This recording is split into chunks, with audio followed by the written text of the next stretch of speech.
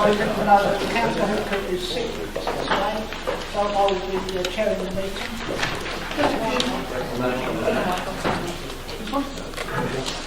Right, this evening, members, we'll be setting the council budget for the next year.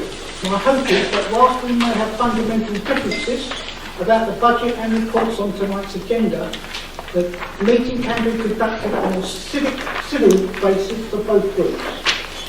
We are individually bound by the Code of Conduct within our Constitution, which requires us to be respectful with each other and myself as Chair. I'm advised that our Monitoring Officer has organised an informative meeting of refresher training on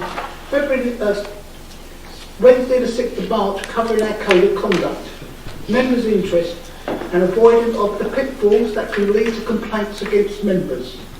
I do hope that all members make every effort to attend this session and that we can all observe the code this evening.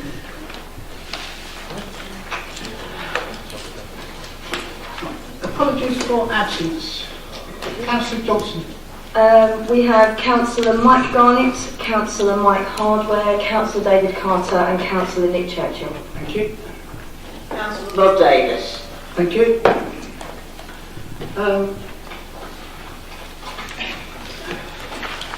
Declarations of interest. Yes, Councillor Vincent. Chair, I have a peculiar interest in matters related specifically to HCS by virtue of my remuneration as a Council Director. Having taken advice from the Monitoring Officer, I will remain in the meeting for the debate and vote on the main budget, but would need to absent myself should financial matters relating to HCS be specifically debated. Councillor Carter. Same as Councillor Vince, but more slowly. Thank you. Minutes of the previous meeting of the 18th of December. Are there any matters arising? Sorry? Are you all agree? Agreed.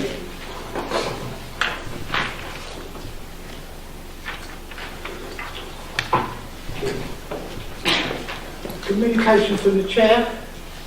Unfortunately, Councillor Hooper was unable to attend this evening as she is unwell and she has asked me that I read her communications. On Sunday the 27th of January 2019, we held the Holocaust Memorial Day here in the Chamber. It was so nice to see so many people here. I'm sure that those of you who attended will agree with me that the evening was a great success. On Wednesday the 30th of January 2019, we held Celebrate Harlow, which many of you attended. I'm sure you will agree that what a great success it was. It was lovely to be able to showcase the talents that we have in our town.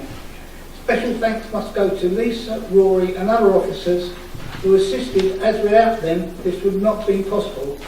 That evening raised £2,000. On the 22nd of March, it's Maggie's Civic Dinner and Dance.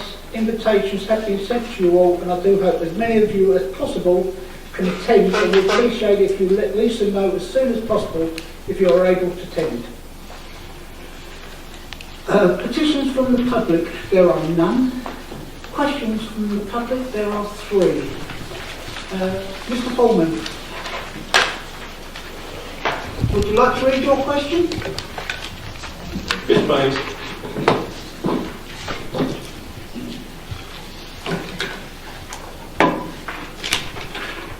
Will the Council be supporting the Great British Spring Clean organised by Keep Britain Tidy, which runs from 22nd of March to 23rd of April, or does the Council have other plans to mount a public campaign to combat litter? Councillor Perton. Does Mr. Foreman want me to read it out? Would you like him to read it now? Yes, please. Yes. The Council will be supporting the Keep Britain Tidy Great British Spring Clean 2019. This year we will be doing more to actively encourage groups in schools to take part.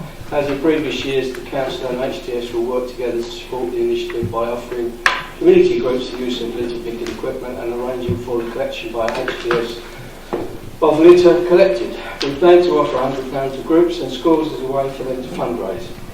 This year we'll be buying extra litter picking equipment so we can support more local groups, not just during the Great British Spring Clean, but also all year round. There is an important message which we want to communicate to the community. Every year the council spends around £2 million on its daily cleaning of the streets, whether it's picking up litter, clearing dumped rubbish or cleaning off graffiti. By working together, residents, the council and HDS can help to reduce this cost and make Harlow a more pleasant place to live. To support this, the council is working closely with HDS to look at a long-term campaign to encourage people to take pride in our town and to work with us to keep Harlow clean and tidy. Promotion of Harlow's Great British Spring Clean will start this week in the local press and on various social media channels, Facebook, Twitter and Instagram, as well as within the March edition of the Council's household magazine, Harlow Times. We will also be writing to schools and local community groups, including residents' associations and working with Rainbow Services to get the message out. I know that serial local litter picker, Councillor Chris Fitz, will also be helping to spread the message and will be contacting local groups, schools and residents' associations, and I encourage all councillors to do the same. Councillor Fitz is also a director of HDS, so he will be encouraging them to get fully behind this initiative. Councillor Vaughan, have you a supplementary question? No supplementary question. Thank you. Mrs. Wader for me.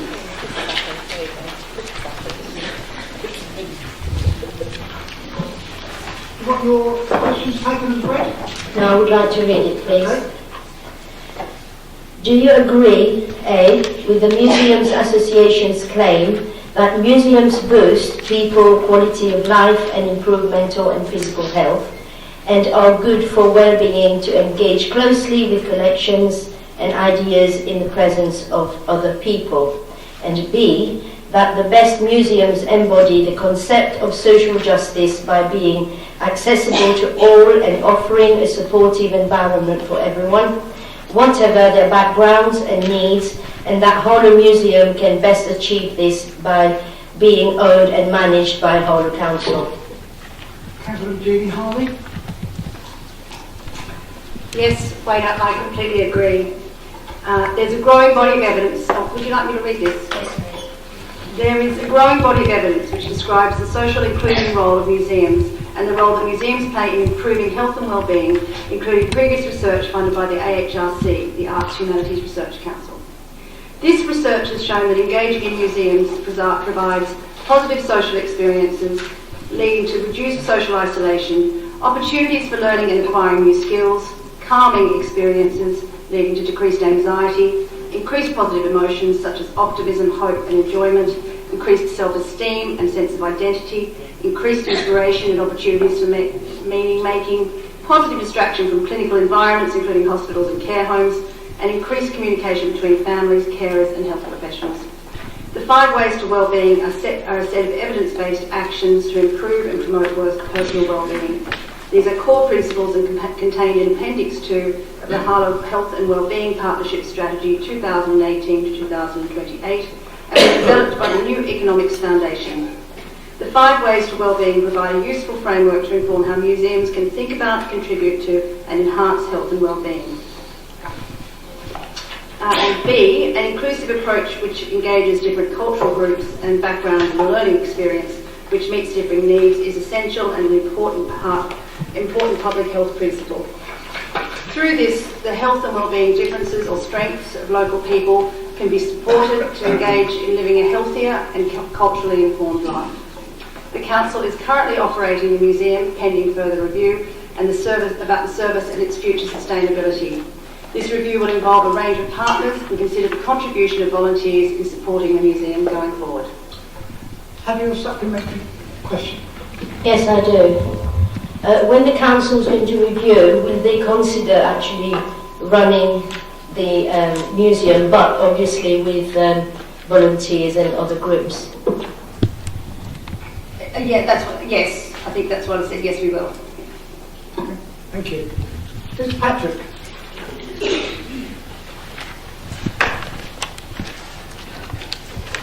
Thank you. Shall I read your question? I'll read my questions, please. The public toilets in Harlow at the Stowe, Bush Fair, Town Park and Old Harlow have been closed for many years. This has obviously caused a lot of distress to Harlow residents, particularly with young children and those with medical problems and disabilities. These closures can deter or often stop people from having a more active life. When will these public toilets be reopened? Councillor Harlow. The decision to close a number of public toilets across Harlow came into effect in 2008 and 2011 following council budget setting processes. The public toilets were underused and subject to regular vandalism, causing them to be in a dilapidated state and inappropriate for use. The toilets had unfortunately become disproportionately expensive to run, which is why the decision was made to close them. An equalities impact assessment was carried out by council officers as part of the decision-making process. This took into account the effect of toilet closures on a broad spectrum of people, including those with young children, disabilities, health issues and the elderly. Resulting from this assessment, a community toilet scheme was identified as a more cost-efficient way to provide facilities, and this is being offered to businesses currently. I will, however, undertake to speak with officers to discuss if this scheme can be viable to reinstate and promote it widely to ensure great take-up. Have you a supplementary question? Yes. Has it been proven to be cost effective to outsource and have a private company run this rather than the council? As I understand it, all options were considered in how it might be possible to maintain the toilets, and it was cost ineffective. But I will take that back to officers and ensure that's looked at as well. Right. Questions from councillors? Councillor Simon Carter. Thank you, Chair. Can the legal counsel confirm what due diligence procedures were in place by Harlow Council? When did the council inform the police and the charity commission that it was aware of these serious allegations? I'm not in a position to answer that question now. I don't have the detail. I understand that the previous manager of Science Alive became aware of the possibility of this. She was advised to contact the police, and she did.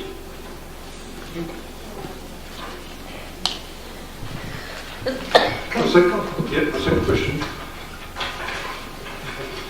Can the leader of the council confirm how many full-time equivalent council employees, including the total number of volunteers who have been recruited, will work at Harlow Museum now that it is under local authority control? Currently staffing at 0.8 full-time equivalents.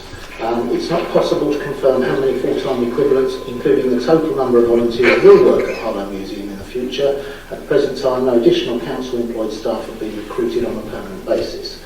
This is because at the present time, the council is assessing the requirements to ensure the long-term sustainability of the museum.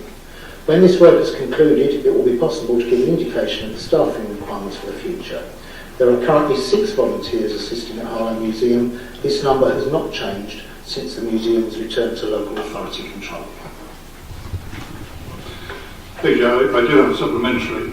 Can the leader of council confirm the council's capital works budget for Harlow Museum, and will he confirm that the council will replace the museum roof, which is in urgent need of replacement in this or the next financial year, if it is to remain open? I can confirm that the Harlow Museum will remain open, and I'll get back to you on the details. Councillor Charles. Thank you, Mr. Chairman. Can the leader of the council confirm that the museum opening hours in place before Christmas 2018 will be retained and not reduced while it is under local authority control? I'll take the answer as read. I'd like to read the answer, if I may. For asking the question, I'd like to read the answer. The museum is currently open to the public 2 days per week, and there are no plans to reduce this. In fact, it's likely this will be increased over the coming months, dependent on demand, particularly as spring and summer approach. The indications are that the opening of the museum might have been sporadic before Christmas 2018. The council is committed to ensuring that the museum is open on a regular basis, and that open days are advertised days to ensure that visitors are not disappointed. Chair, I do have a supplementary.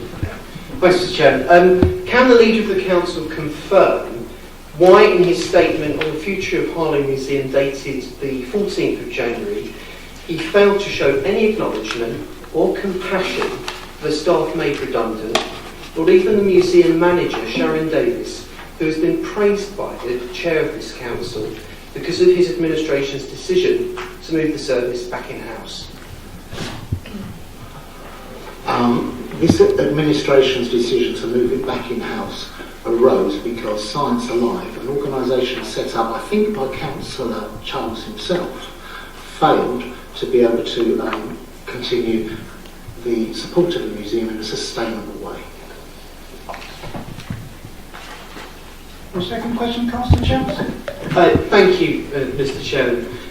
Can the leader of the council explain why his Labour-run authority does not have a dedicated offshore tax haven policy? Harlow Council does not have a specific policy on our approach to dealings with companies based in non-UK jurisdictions. To date, we have only had one instance where the council has had dealings with an offshore entity, the commercial loan to Harlow Properties Limited.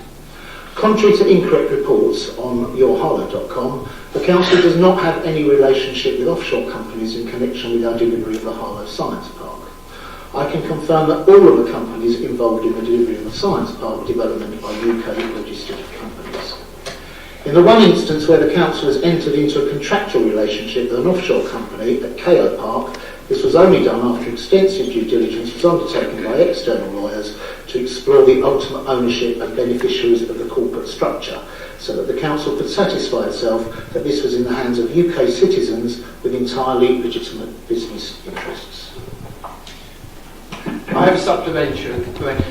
The leader's just talked about his legal advice. So, can the leader of the council confirm and explain why his Labour-run authority failed to demand a legally binding clause in the commercial loan agreement that Harlow Properties Limited must be registered and pay tax in the UK and not in an offshore tax haven before handing over 2.5 million of local taxpayers' money?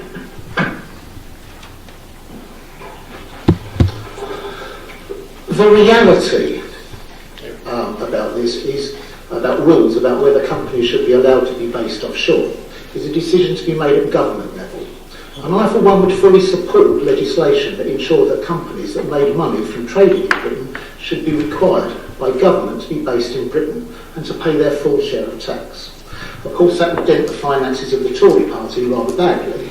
We all remember how many ex-Tory MPs and Tory party donors were exposed by the Panama Papers as offshoring their wealth. Still, if the councillors think this is a national campaign worth supporting, I'll help them make the banners and march in solidarity with them. However, what needs to be borne in mind at this point is that when we were approached by a company that already owned the land that became a science park. We didn't have a choice between a company that was based onshore and a company that was based offshore. We were faced with a choice of, do we work with the company that owned that land and have an enterprise park with all the benefits that it brought, or do we not have an enterprise park and not take advantage of that, of the jobs that came to Harlow with it? Councillor Andrew Johnson. Thank you very much, Chair. Could the Leader of the Council please confirm his administration's policy for dealing with vexatious and offensive petitions posted on the Council's website? Thank you. The petition scheme in Part 5 of the Constitution states that petitions will not be accepted if the petition is vexatious, abusive or otherwise inappropriate. If officers consider that the petition falls into any one of these three categories, the e-petition will be rejected and will not appear on the Council's website. The petition organiser will then be contacted to explain why it has been rejected. No e-petition appears on the Council's website until it has been accepted by officers. I do, Chair. My supplementary, can I thank the Leader for the answer and say, given that a petition has been received from Harlow Palestinian Society that calls on the Council to amend or caveat the motion, which was unanimously agreed at full Council on the 1st of November, to accept in full the IHRA definition of anti-Semitism, And given that the campaign against anti-Semitism has stated that such amendments will open the door to an escalation in Jew hatred that it claims to reject, will the Leader of the Council join with me in publicly condemning local Labour Party supporters who have signed that petition? When this council adopted the IHRA definition, it did so without caveats and with all the examples, just as the Labour Party did nationally. The decision to allow this e-petition to go onto the council website was a decision taken by officers, and I think that's right and appropriate. I don't think political people should be involved in deciding what is and what isn't vexatious. I think I made very clear my feelings about the IHRA definition and the importance of adopting it with no caveats and with all its examples when I spoke about it here in council some months ago. The time to respond to this is in Cabinet at the end of the month, and I shall make very clear my feelings at the right place and at the right time. Thank you. Motions from councillors, there are none. References from Cabinet and committees. Can we take and block 9A to I, excluding H? And can I have a proposer and a seconder, please? I'll move that.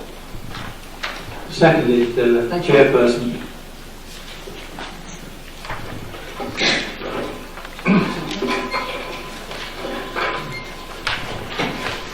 Chair, councillors, members of the public. The national economic outlook is one of uncertainty. Central government cuts continue to bite, and responsibilities once shouldered by the government are now devolved to local authorities, often without the long-term resources needed to deliver them. With just weeks to go before Brexit, and with the government still arguing with itself, there's no deal in sight, adding to the uncertainty.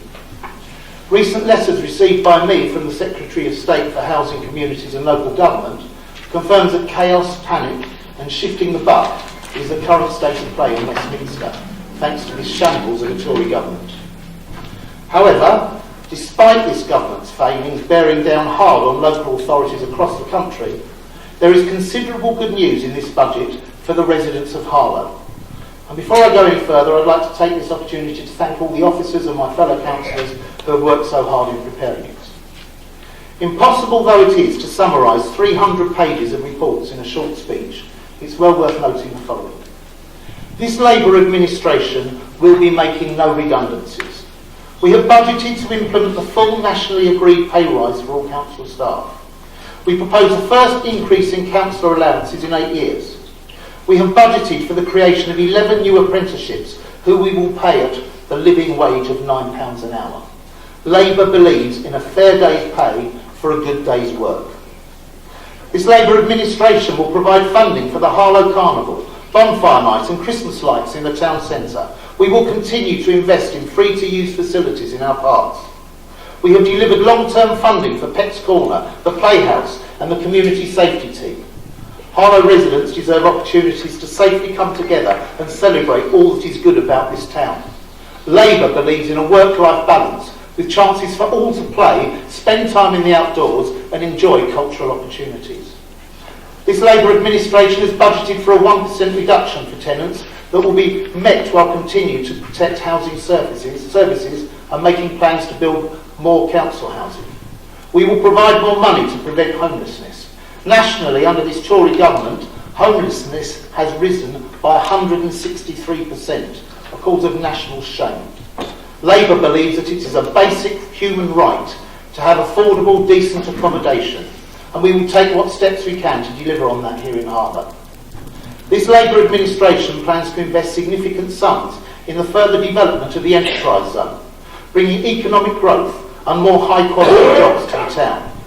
Labour recognises the importance of successful businesses providing economic growth, and we are prepared to invest to support that. That this has all been achieved despite the national picture and with a below-inflation 2% increase in Harlow's portion of the council tax, representing an increase of just 9p per week for a Band C council taxpayer, in line with the projections of the medium-term financial strategy laid out a year ago, is a testament to Harlow Council's sound financial planning, efficient management of income and expenditure, and the benefits accruing to the council from our decision, opposed vehemently by the Tories opposite, to create a local authority trading company, HGS, tasked with delivering environmental and housing services and returning revenue to Harlow. This is a budget that delivers certainty and stability. This is a budget that maintains services and facilities. This is a budget that includes a new provision for the long-term delivery of council housing, and I am proud to move this budget.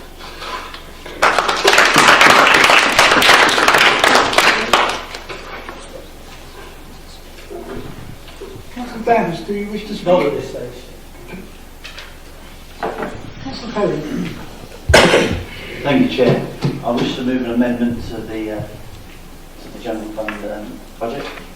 Mr. Chairman, another year's gone by, and after months of studying the Council's finances and asking questions of officers, to which I'm grateful to the Section 151 officer for his assistance, many late nights discussing the big issues with colleagues and friends, no task seems more futile than putting together an alternative budget proposal, given the slim chances of success. That said, it is an opportunity to set out the key themes and priorities and to show clearly that there is a definite alternative to the administration's governance of this great town. So what are our key themes? Reducing the council tax burden whilst exercising prudential fiscal control, securing the future of much loved discretionary services such as Pets Corner and the paddling pools, as well as the museum, investing in the STEM agenda and regeneration of our town, investing in Harlow as an attractive destination for shoppers, a forward-looking council embracing the digital revolution, a compassionate council ensuring dignity for all. So how have I proposed that we would do this? We would start by reversing the council's 2% rise in council tax. To mitigate against the impact of this, we have created a reserve to mitigate the impact such a council tax rise would have over the course of a medium-term financial strategy, ensuring that future services are not put at risk, and maintaining fiscal prudence at all times. We have gone further with discretionary services, bringing a further £300,000 worth of them back into the base budget. The Section 151 officer agrees that this will put these on a safe and fully costed financial future. This is a distinct difference from the administration, who had left these services out in the discretionary services reserve fund. I have shown that there is money here to bring these much loved services back into base budget faster than the administration, countering the argument that the Conservatives continue to leave these services at risk of closure. Labour could have done this and given them a more secure future, but they have chosen not to. The services I have brought back, in addition to those already outlined in the papers, are Pets Corner, the museum, the fireworks display, paddling pools, and the Leisure and Cultural Services Manager, who not only looks after these services, but also seeks other grant funding for discretionary projects. In addition, we've proposed to invest more money into the museum, which is fully funded from base budget and not from one-off reserves. But moreover, and on top of that, we have found the money to keep the discretionary services fund reserve at the same £1.7 million that the administration has. This fund, for those that are in the know, is used to pay for discretionary services should new homes bonus disappear. The massive advantage of bringing more services back into the base budget, unlike Labour's, is the lifetime of that discretionary services reserve has effectively been extended from 3 years to 7 years should new homes bonus cease to be available in the future. So not only are we investing more in discretionary services such as the museum, but we have secured their funding for a minimum of 7 years, if not the next decade. Where have I found this money from? An overinflated severance fund, which the administration has no intention of using, just as the Leader of the Council has pointed out. We've looked on further. We're looking to create a town Wi-Fi reserve of £50,000 to invest in providing Wi-Fi to the town shoppers making Harlow a more attractive retail destination. A creation of a STEM learning reserve of £44,000 to bridge the gap in STEM education provision between Science of Life Holding and Public Health England arriving.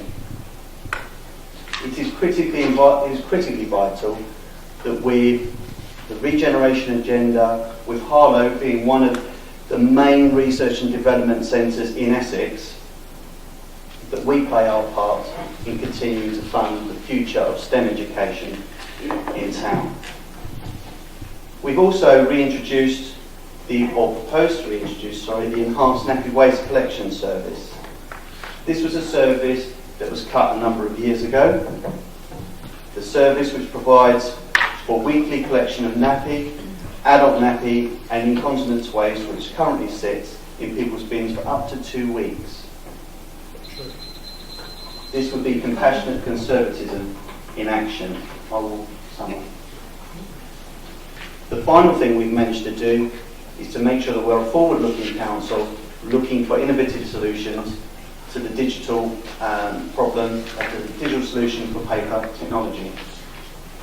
Being part of the resources portfolio means having more than a washing brief, but it means having detailed consideration for council finances. We've set out a clear vision on how we would be different, and I've put the amendment to the chamber. Thank you, Mr. Chairman.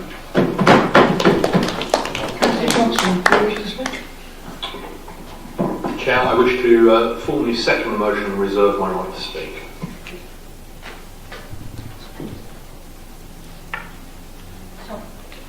Councillor Carter.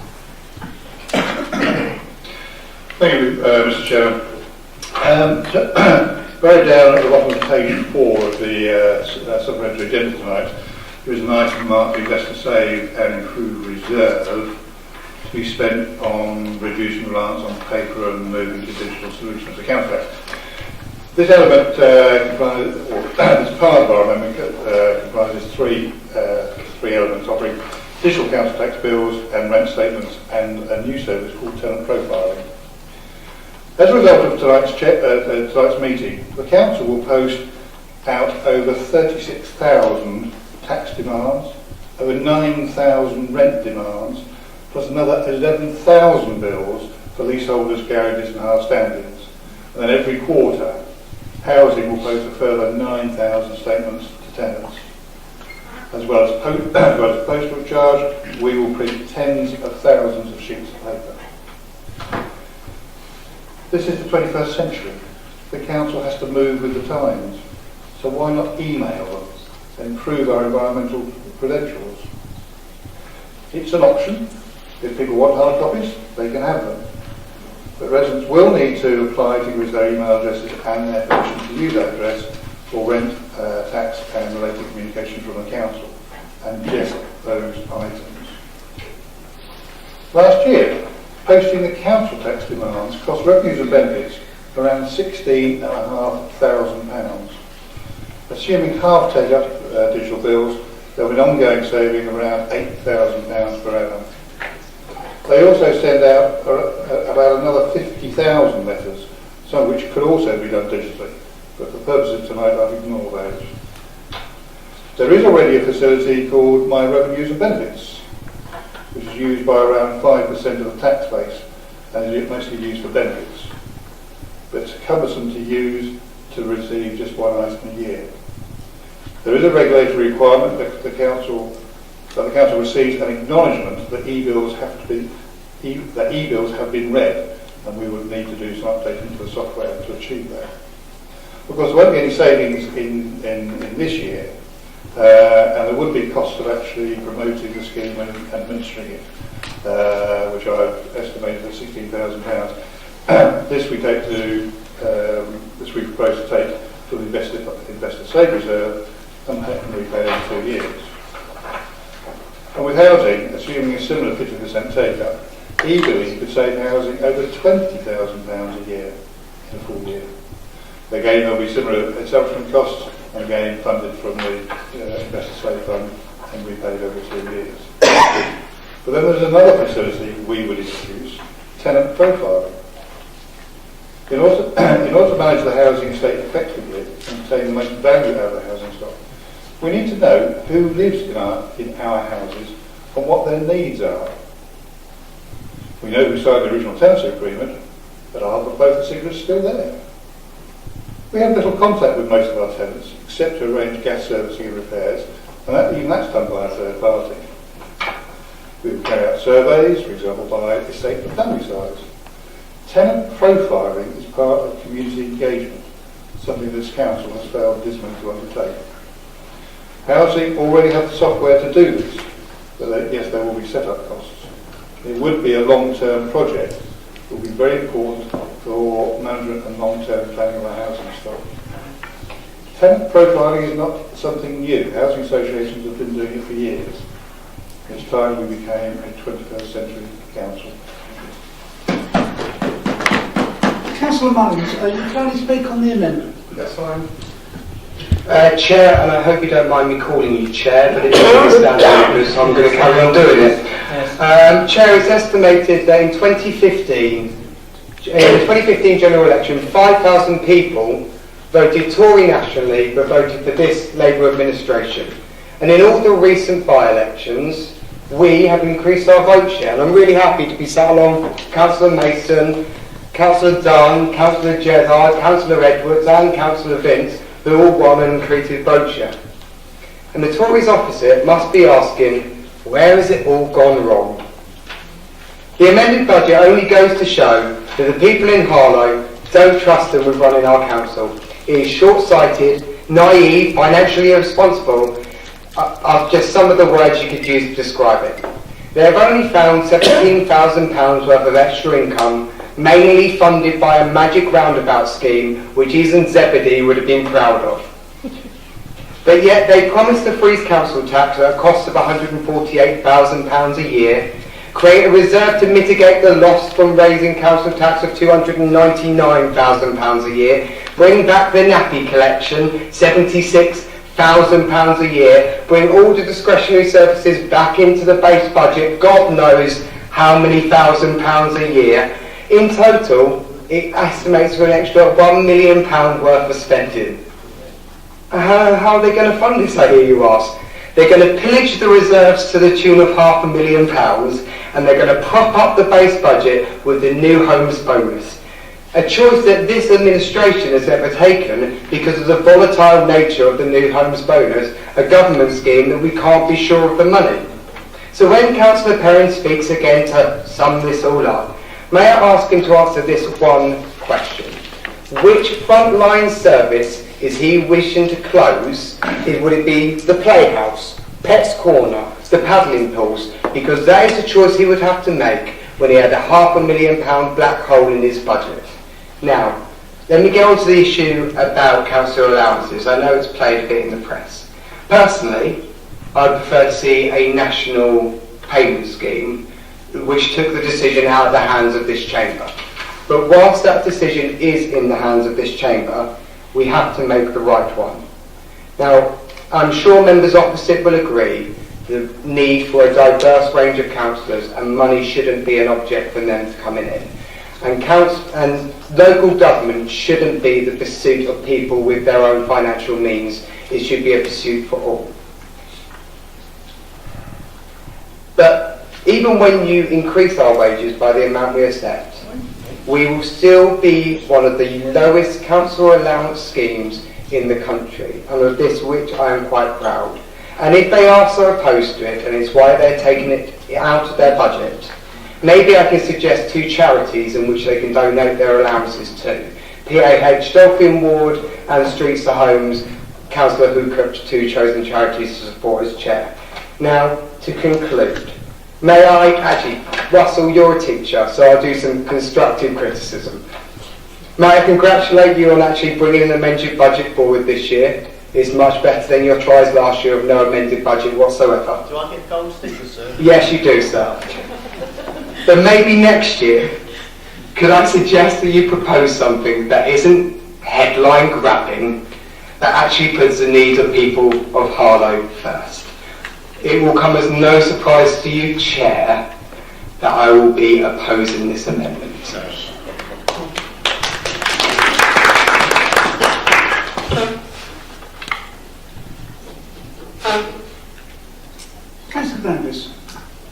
the amendment, Chair. On the amendment, could I simply say, we've heard all this before. For the last 7 years, the council tax would have been frozen over there, which would be at least £1 million worth of freezing, to my way of thinking. Raising the reserves to pay for services is like, back to basics. You don't do this. You make sure that you've actually got a sustainable budget. What are the Tories proposing to do next year? They're still going to take out of this town the £46 million that's collected in this town, and is withdrawing at least £23 million immediately out of Harlow's economy, as they do every year. They may kindly give us back some of our own money, but at the end of the day, it will only be a few million. Let's hope it might cover the lack of grants that the government increasingly have failed to actually give us. But we need those reserves next year to actually make sure we can actually start spending that money properly on things like parking and parking in estates and many other things that the town's crying out for, once we've got some financial certainty from this government. This hasn't been very well researched either, Chair. I've just looked up the regulations again. The council tax regulations 1992, it serves my memory correctly, I think it was John Major that was in power then, and what authorities are required to do for each financial year, this is section 16 of the Act, for each financial year, a billing authority shall serve notice in writing on every liable person in accordance with the regulation. So if you want us to break the law, it's a good idea, Simon, to save some money, but it might be a second way of doing it. But it's illegal, so that's a bit of a problem as well. So adding to not being sustainable, we've got legal problems about actually carrying this through as well. So we're going to raise the reserves, as Stephen said. We go on like this every year, apparently, there's to be no council tax increase, no council tax increase. So what happened when they were in power? For the last year they were in power, this is a document in the name of Andrew Johnson and Joe Charles in black and white in 2012. This is what they intended, Chair. The museum, 2012, 115,000, year 2, 90,000, year 3, 70,000. Pets Corner, 2012, 190,000, next year 95,000, following year 47,500. Paddling pools, 2012, 61,000, following year nothing, year after that nothing. Playhouse, 300,000 in year 1, 2012, following year nothing, following year nothing. Yes, when they were in power, they didn't put up the council tax. What did they do? They froze the staff wages for 3 years and cut the staff wages. And then when they were just leaving power, Chair, they produced a budget like this, showing how they would actually treat the discretionary services. In your name, Councillor Charles. So at the end of the day, it's no good shaking your head. There it is, in black and white, your report to this council, which was accepted. So when they're in opposition, they can fracklessly produce budgets like this. When they're in power, they actually have to think like the police authority, getting rid of 600 people and then suddenly putting up the council tax in 1 year by 14% to actually recruit 215 officers. Essex County Council, even though they're closing our libraries, we have high roads that would do justice to the third world. They will actually... Point of order, Mr. Chairman. 1613. Personal explanation. 1613 personal explanation, if I may. It may be misunderstood by members present what Councillor Danvers is actually talking about when he uses my name and that of Councillor Charles and speaks about the spend that we had intended on paddling pools, museum and things like that. I would point out to him that that was at the creation of the Discretionary Services Fund, which also went hand in hand with a direct agreement with various outside organisations to take control of these. That is an outside agreement that worked in the cases of things like the nature reserve and has worked for a number of things like fireworks with GPCA. However, the current Labour administration has not continued that policy of working with external agencies, which is why he's able to point to those figures and only show one side of the story. I wouldn't wish members present or members of the public to misunderstand that. Thank you, Chair. Chair, that's why when we came into power, we actually found such a big black hole that we actually had to find the money to top up the playhouse to actually, and we've slowly recovered. And now Russell is saying that we need to do more. In that sense, they actually shipped all this money out, and we're going to actually dwindle it down to absolutely nothing. If personal explanations are a way we'll all be jumping up, Chair, I really would advise you to be careful how you handle any misuse of standing orders. But in those circumstances, we have a situation where we have, I've just been interrupted, Chair, by Councillor Johnson. The police authority, 14%. Essex County Council, which you're part of, Chair, another 5%, even though you're going to close our libraries, and actually our roads are already in such a deplorable state, we're going to actually have quite a problem. Thank you, Chair.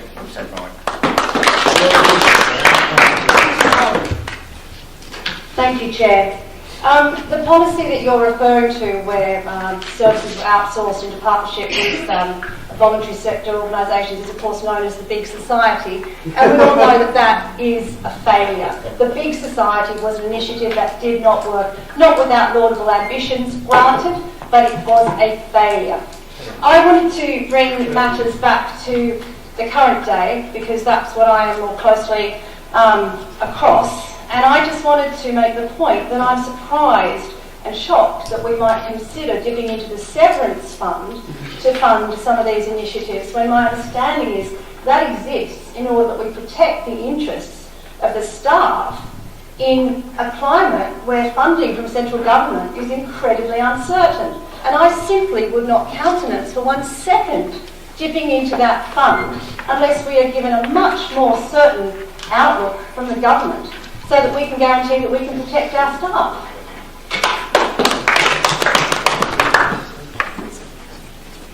Anybody else? Councillor Johnson.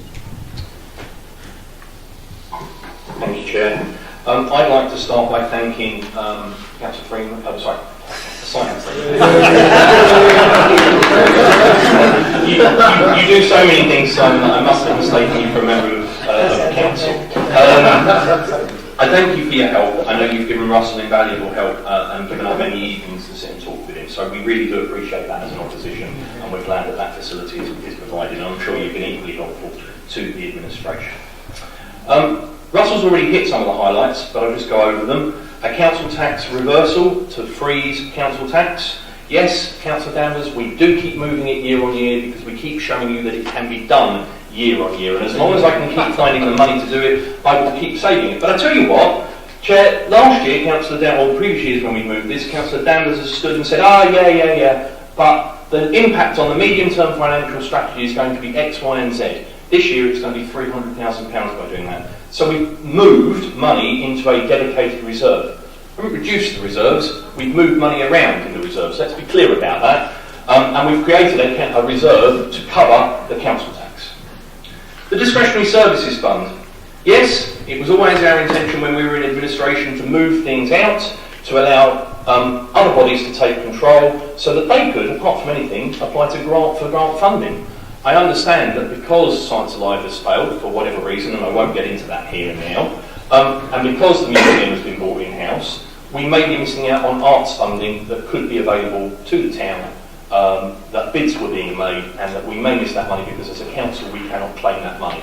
Those are the kind of things that we move the services out for. It's a sad time that the current administration, under whichever leadership, the Labour Party, has not continued to try and work with external bodies. We were not worried about the politics of it. We worked with a charity that was run by a former Labour councillor. We worked with a number of people to try and get these services to continue outside of council control. But again, in previous budgets, Councillor Danvers has stood and said, oh, those evil Tories, when we took control, they only left 3 years of funding for these services. And repeatedly he says that. So this year we've shown him how he can bring the majority of those services back in-house, funded from the base budget, in a budget that has been agreed as legal and binding by the Section 151 officer. Let's not mistake that. We've been told it is a legitimate budget. Councillor Mullins, you may not be able to do the sums. Simon Freeman obviously can.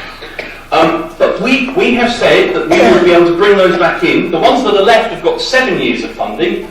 The ones that have been brought back in are permanently in the base budget. So the question now is, Councillor Downer, is why are you leaving those discretionary services with just 3 years of funding? Why are you leaving them with such a problem if you care so much about them? Nappy and incontinence waste. When I first introduced the new waste service, that's the waste service that Councillor Clark and others said was going to leave people's black bin bags over the road, and they scared elderly people something chronic by talking about bins not being collected. One of the promises I made was that I didn't want people over the summer months, over the hot months, to have smelly waste in their bin for more than a week. And that's why we went with the type of collection we had, and that's why we insisted on a weekly food waste collection. And it's why we also put a nappy and incontinence waste service in.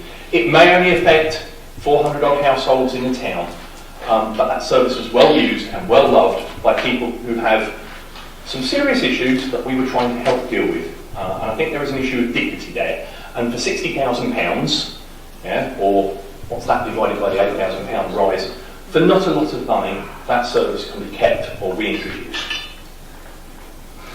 I just want to say as well, Councillor Danvers and others, and Councillor Ingle now, have talked about reductions in government, reductions in funding.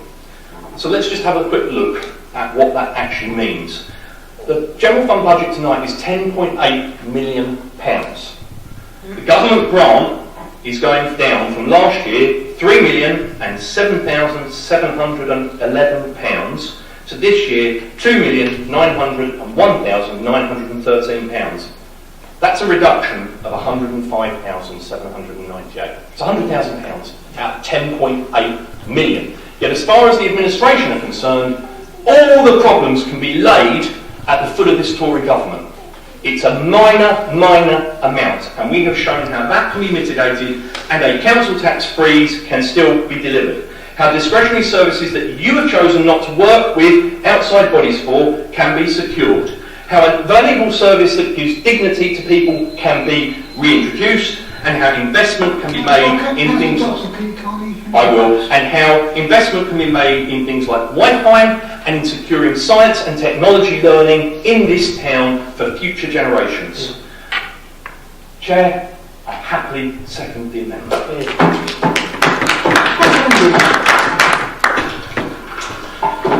So, Chair, before I start, let's remember that of the money Harlow collects in council tax, only 17 pence in every pound is retained in Harlow. The other 83 pence goes to the Tories in Essex. Most of any increase in council taxes paid by Harlow residents will be increases levied by the Tories. Yet again, the Tories opposite propose that the Harlow component of council tax should be frozen, claiming that they're on the side of hard-pressed residents. But is their alternative budget and concern at our below inflation increase of 40 pence per month for a Band C resident genuine concern about taxes going up? Or is it partisan politics at its worst? Gimmickry and economic illiteracy? Well, let's test them a little bit.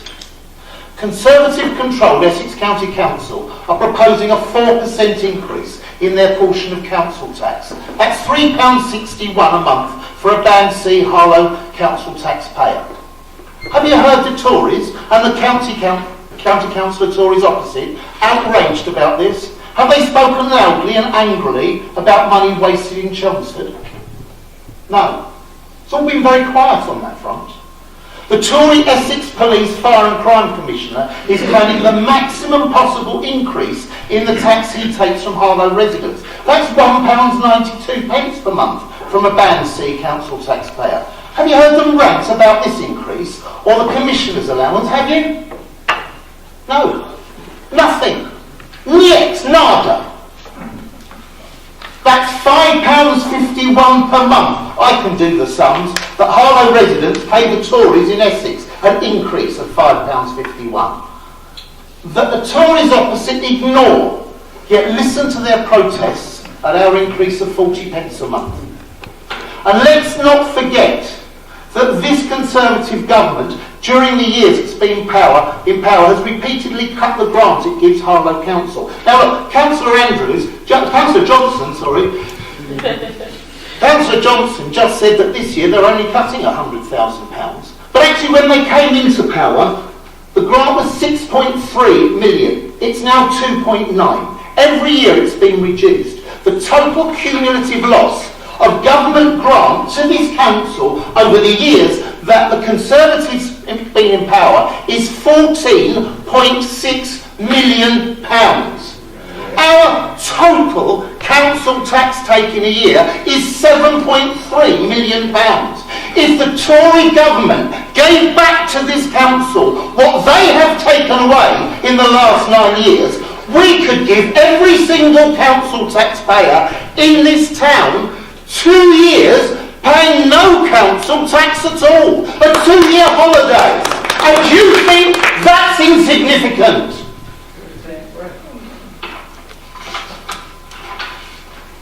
In the light of their silence over the large council tax increases levied on Harlow residents by their fellow Tories, we can only conclude that the Tories' indignation at our less than inflation increase is a faux outrage.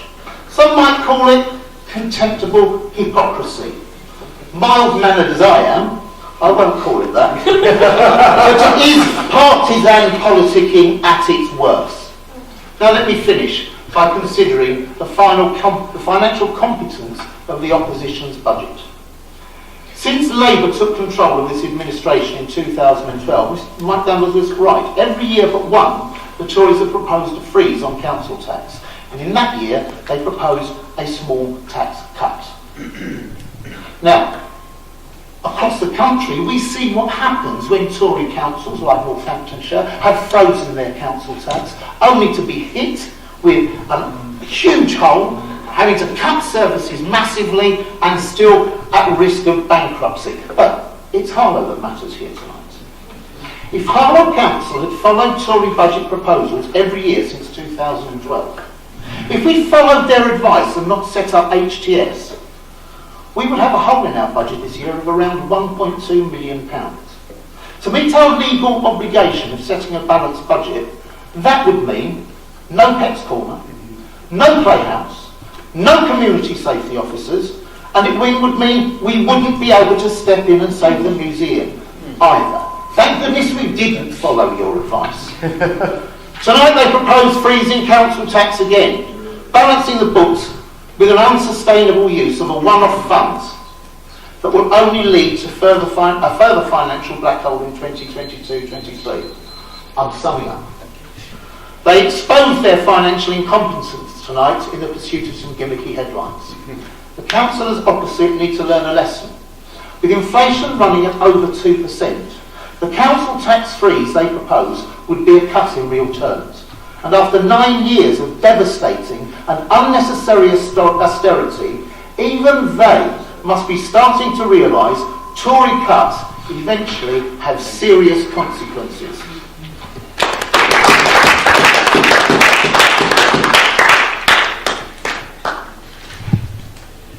Now we go to a vote on the amendment. It will be a name vote. Thank you, Chair. I will call members in order. Councillor Carter. For. Councillor Charles. For. Councillor Clark. Against. Councillor Danvers. Against. Councillor Dunn. Against. Councillor Durkin. Oh, against. Councillor Edwards. Again.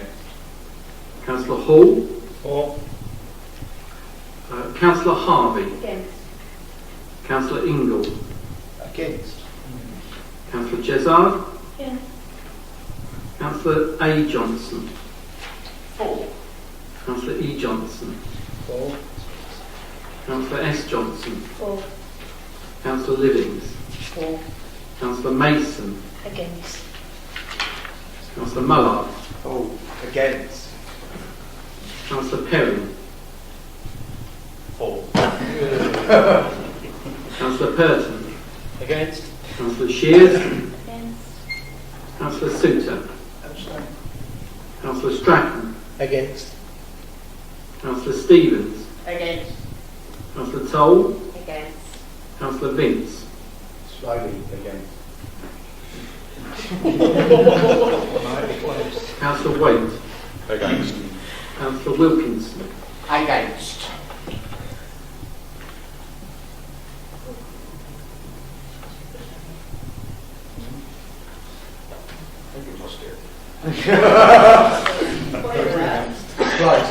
Chair, the result is 8 for, 18 against, 1 abstention. That amendment is lost. Councillor Perry. I got one thing right tonight, Chair. It was a futile effort.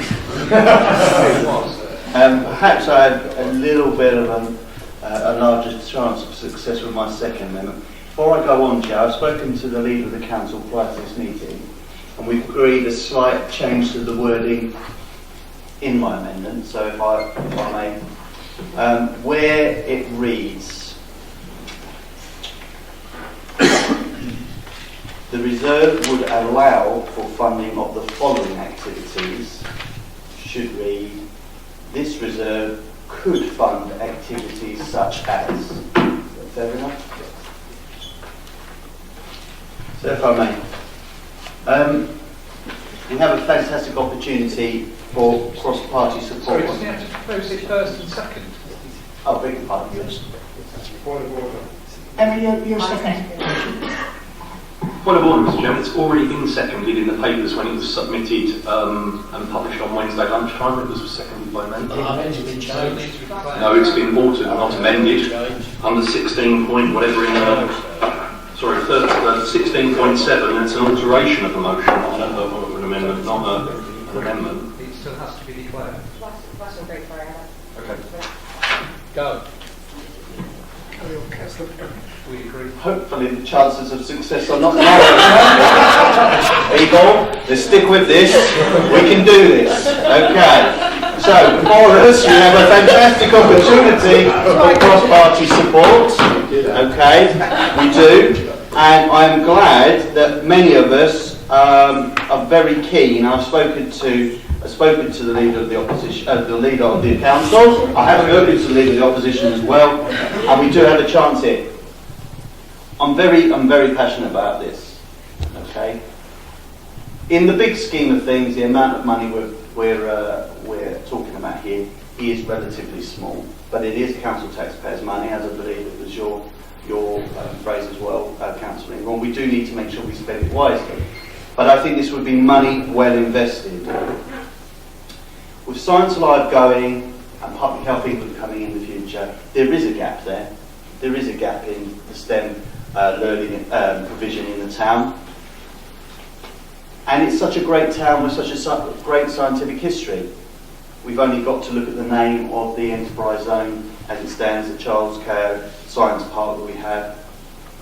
And we have to do our little bit to try and make sure that the next generation is inspired, that the next generation doesn't fall through the gap, and we can do our bit here. The funding that I'm proposing here will go towards providing fun, activities, things that might engage the next Charles Kao, the next George Hockham, the next Rosalind Franklin. They might just walk amongst us. And so when they've all forgotten who those councillors were, when we're all pictures on walls somewhere, or do you remember that bloke who said that once, or that woman that said that? When we're all forgotten, those memories will live on in those children. And so that's something that you will have done, that's something we will have done. And as it says up there, in common endeavour, we could move forward and advance the cause of thinking and do something good here tonight. So I urge all of you and all of my side to support this amendment, and let's fund STEM learning for the next couple of years. Thank you very much.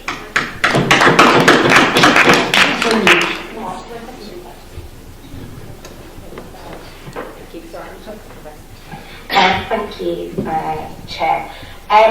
Science, technology and engineering and mathematics is fundamental to the growth of Harlow and going forward.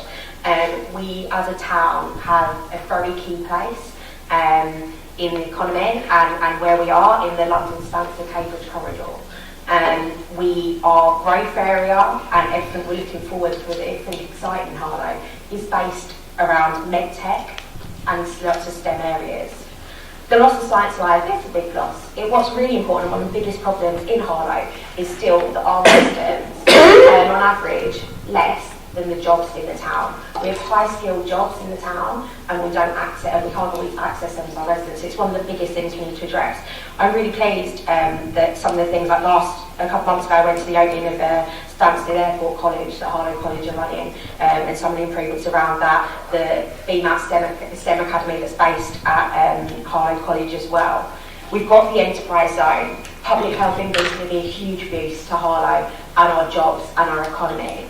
But what's important is that we do make sure that everyone can access this. Since the Science Alive did fold, we have been working with our partners to talk about how we can do this, talking about Public Health England, how we can go forward, talking about how we work with the partners in our enterprise zone and the businesses around that also would benefit from a skills gap to be worked at. Last year, Public Health England did a lot of work on Science Week. I went into Smart Call with them myself to meet some of the pupils and some of the fantastic work they're doing. It was amazing to see so many Harlow young people be inspired by science, and we need to do that. In fact, British Science Week is coming up on the 8th to 17th of March, so I hope that we can all get involved and plan that. So for a rare occasion on budget night, and in the spirit of cross-party cooperation on such an important issue that we can all agree on here, I'm happy to second this.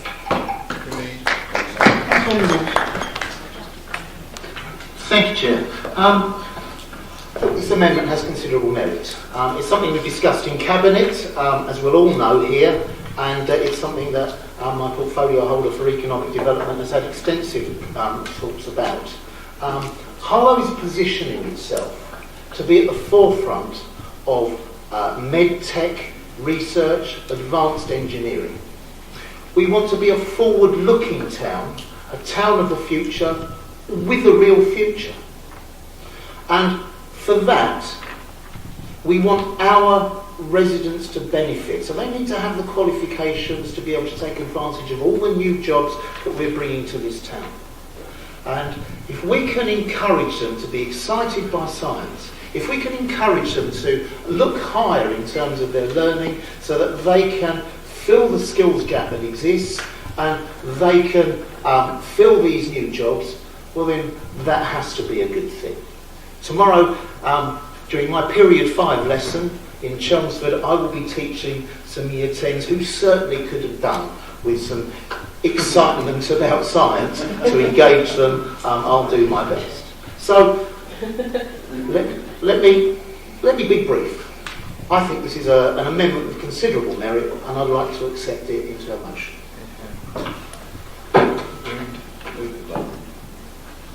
Councillor Johnson. Thank you, Chair. As the original mover of this seconder of the amendment, and I understand what's gone on and fully accept it, I just wanted to say how totally important this is for our town. It was part of the budget amendment we moved as a whole. It's just been voted down, and I understand why. But I'm glad the administration sound like they're willing to accept and support this as a solo amendment, which is why we moved it. I know Councillor Perrin's done quite a bit of work outside with the officers talking about the details of this and what could be provided. And I'm sure the administration are having similar conversations. We thought it was a big enough issue that we wanted to bring it to budget night, where it could be discussed by everyone.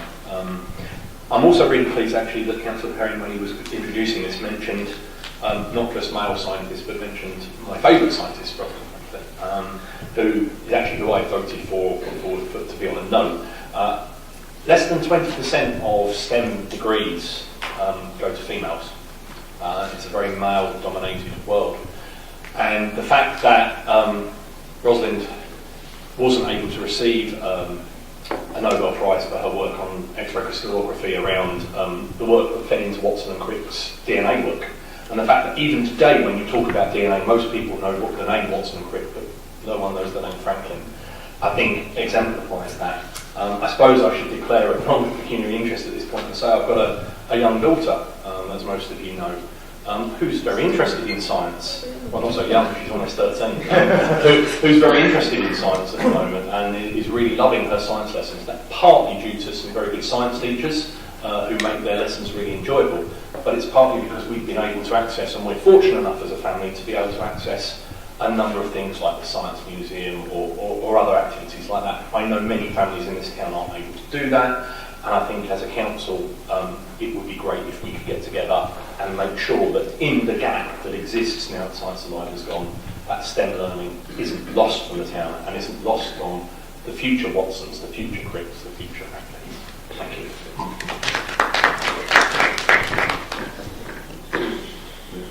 Happy to go to the vote? Yeah. As a name one? Yes. Name vote?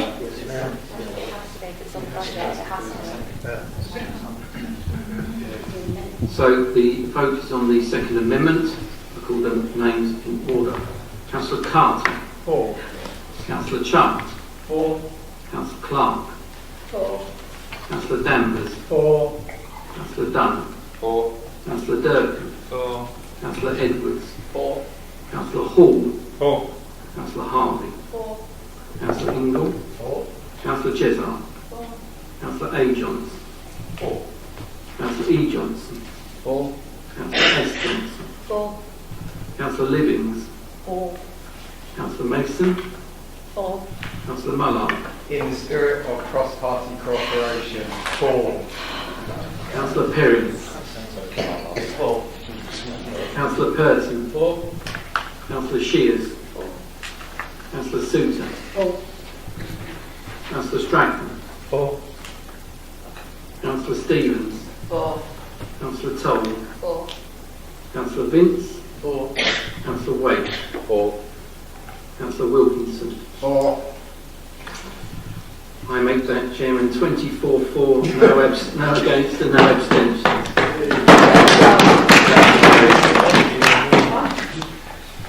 Mr. Chairman, I know this is out of protocol and I know none of us stay in order is best, but I just wanted to share a piece of information. I won't make a political stand, I wanted to share some information about this, if I may, indulge everybody.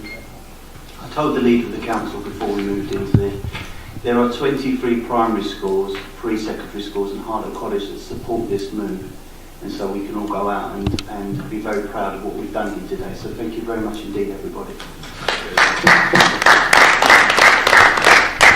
Thank you, Councillor Perry. Now go back to the original motion as just amended. Who's speaking next? Councillor Charles. Thank you, Mr. Chairman. Well, tonight the administration has deployed a variety of diversionary tactics to hide away from the true reality of their budget this evening. Just on the national scene, so that everyone is crystal clear, this country has record high employment levels at 75.8%, and even the European Union has said that our economy will grow faster than Germany's in 2019. That is a record that a Conservative government can be proud of. But tonight, what we're looking at is this momentum-backed administration. And that will be a theme of my speech this evening. The council budget is supposed to set out, importantly, a clear indicator for the strategic direction for the next municipal year. But what we've got tonight is a very lacklustre attempt at setting out some goals, some sticking plaster to the work that John Clement had done. Over the last year, there has been war and infighting and chaos in the Labour administration. Championed by Comrade Hawksby, who's constantly on the phone to Mark Ingle to tell him how to do his job. And what have we got as a result? What have we got as a result, Mr. Chairman? What have we got as a result? We have a zombie budget tonight that is staggering this administration slowly into the night, aimlessly, and missing a golden opportunity, squandering the opportunity to set out a proper long-term vision for this town. What we've also heard tonight is the Labour Party doubling down on increasing councillor allowances. It is true that we should invite all walks of life to be councillors in this chamber, irrespective of their party. That is a principle that all political parties have held and welcomed and nurtured people to be councillors. But what does it send? What signal does it send to the public that actually their priority is to increase councillor allowances? Now, the leader has form in this area. Of course, when he was first appointed leader of the council, he increased the size of his cabinet, and now we're presented with even more lavish expenses. It sends the wrong signal. It sends the wrong signal to voters in this town, and that is coupled with the council tax increase. There are some other big challenges tonight that the administration are washing over. Principally our discretionary services. Now, there has been a huge row internally in this council over the museum and Science Alive. People are aware and staff are talking about it, and frankly it has been disgraceful what has been going on. What is also disgraceful tonight is when you look at the capital funding arrangements for discretionary services, this council is not factoring in some of the long-term costs that need to be planned for the future, particularly around Harlow Museum, which is now taken into house, and they should be doing that forward planning as a necessity. What we're also seeing tonight is, yes, in the council's press release, they have articulated that they are setting up the HCS shell company for regeneration and housing. And yes, it's purely a shell, because we don't have a business plan, we don't have a vision from this council about how they're going to take it forward. Yes, there is an indicative pipeline that has been re-announced and re-announced, but actually we should capture that opportunity and embark on a wider scale programme of social housing in this community, which is sorely needed. And actually you just don't get that vision from Labour councillors or Comrade Hawksby, who truly leads this momentum-backed administration. Quite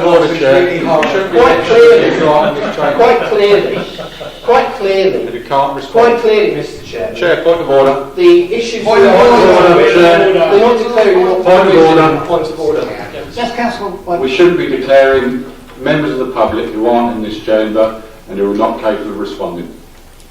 Exactly. No rule. There's no rule to that. So Comrade Hawksby and his very momentum-backed councillors, really Harlow's game. Of momentum-backed councillors are ignoring the economic growth agenda in this town. Now, what we have seen in the council's press release on their budget is no true vision for economic growth. Yes, there have been previous welcomed announcements, as we all know, on Public Health England, backed by our Member of Parliament and the government. The Enterprise Zone, backed by our Member of Parliament and advocated by the government, that will lift this community up. Sadly, there is simply no vision, as I sum up, there is simply no vision in this administration to take this town forward. Only the Conservatives can deliver that. Oh, come on, back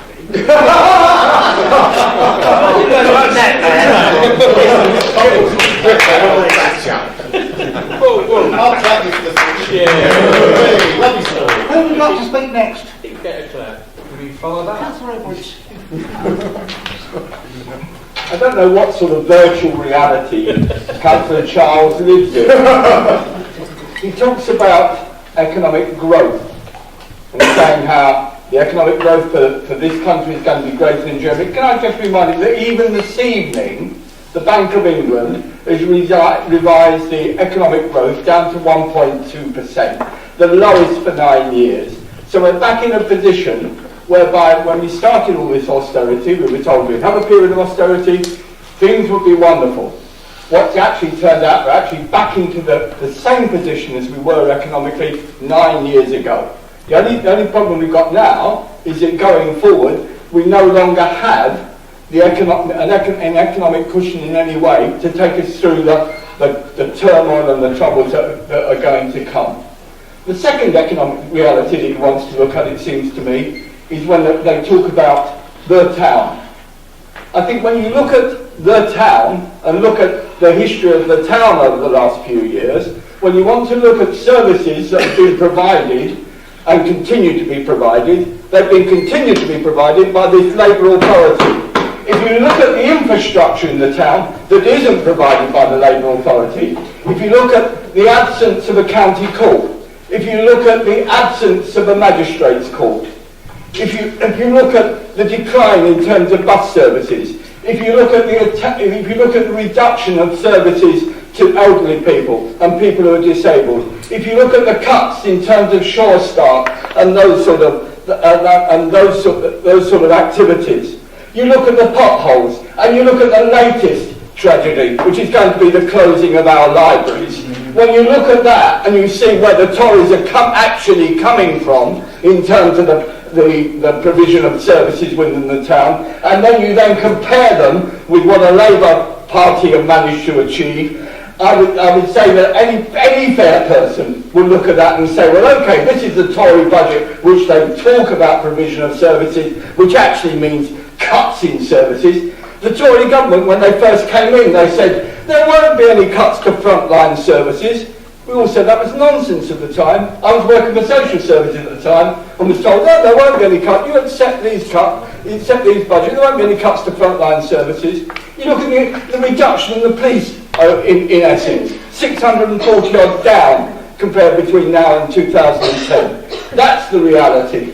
So I find the hypocrisy of the Tory party in terms of attempting to present themselves as a party which is going to preserve services in some way or another, when actually when you look at what their colleagues are doing in other agencies across Essex which are affecting the infrastructure of this town, how they can in any way pretend to be a party that is actually going to provide decent services when we know that the reality is quite different. Thank you, Chair. I'm really excited that I'm going to get to vote on all of these documents together. I think it lays a really exciting vision out for Harlow and our plans in the midterm. I'm going to talk a little bit about my own area in the economic growth, an area of the town. We're at a fundamental point in Harlow's history. We're at a point where we go forward and we can grow, or we choose to be less innovative and stay where we are. The point where we're growing with new jobs, Public Health England come in, a thriving enterprise zone, and thriving businesses in the town. That's not to say there's not big steps to take. We've still got a long way to go, particularly around our businesses in the town centre and some of our hubs, and ways to look at how we support them.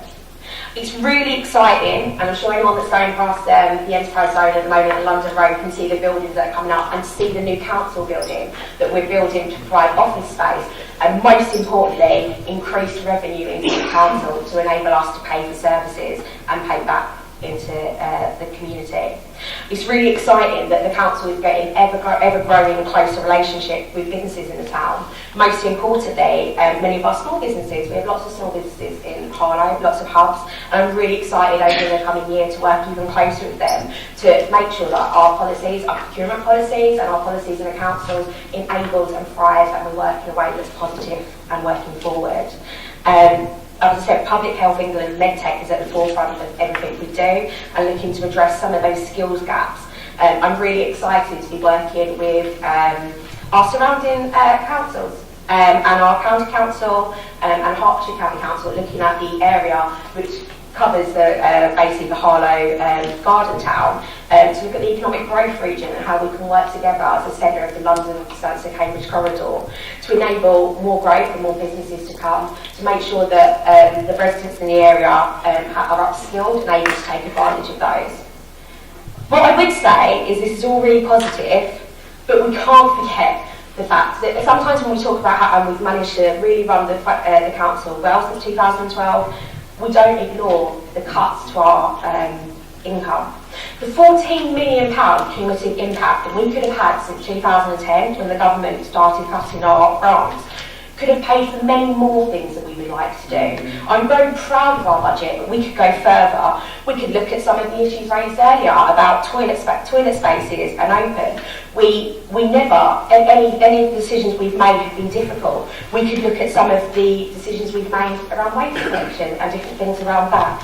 We could look at council tax support for those that are most struggling in households and try to provide support to them as the government took away that subsidy. We could look at more and exciting skills projects, just like the one we've just agreed, and try and do some fundamental differences. I've got to say, I wasn't here when it was, but I'm not sure quite how many giant red pots we could get for 14 million, but I know it'd be quite a few. We could continue to do partnership working and community grants and funding local charities that do phenomenal work in our town. We could take proactive and innovative steps to tackle some of the fundamental issues in this town.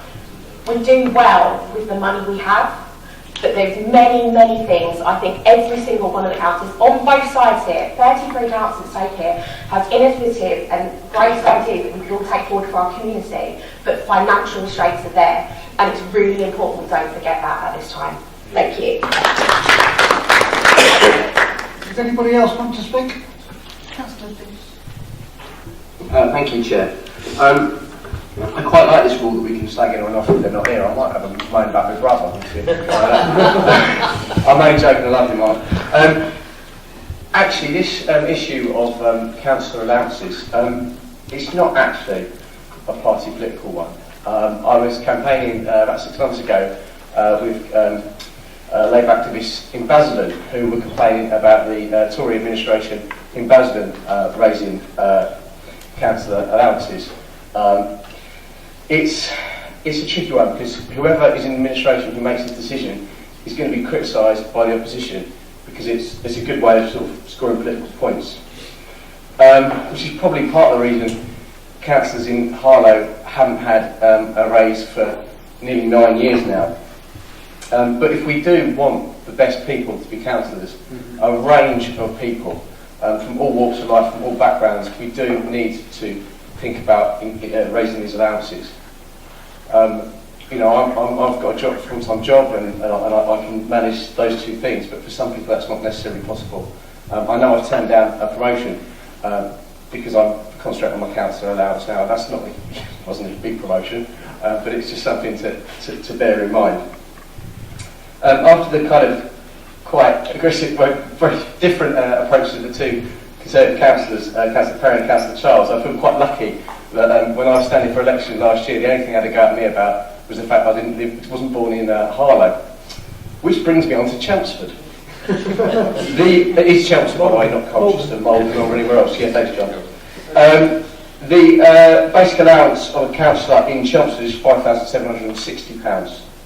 The allowance, leader's allowance, you like this, Mark, is on top of that an additional £22,596.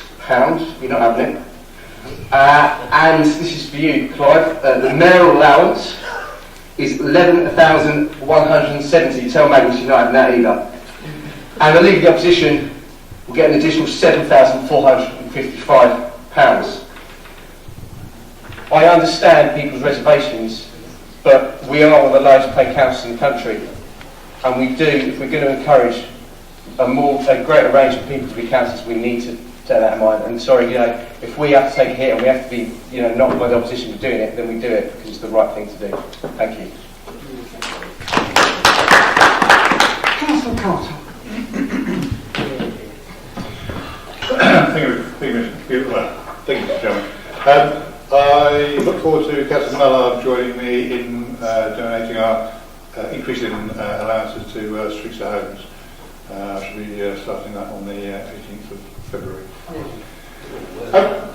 We can do a joint press on this. Yeah. A watching brief is how the resources portfolio holder described his role in a recent interview. A watching brief. The resources portfolio is one of the most important in the council. They're responsible and accountable for over £80 million worth of annual spending, ensuring the tax and rent payer gets value for money, ensuring the council obtains return on its investments and return of its investments. The point has been well laboured tonight, but lending £2.5 million to a company registered offshore, perhaps might have sparked some interest. Particularly given Labour's appalling record on finance over the years on this council. He may well do well, sorry. to pay close attention.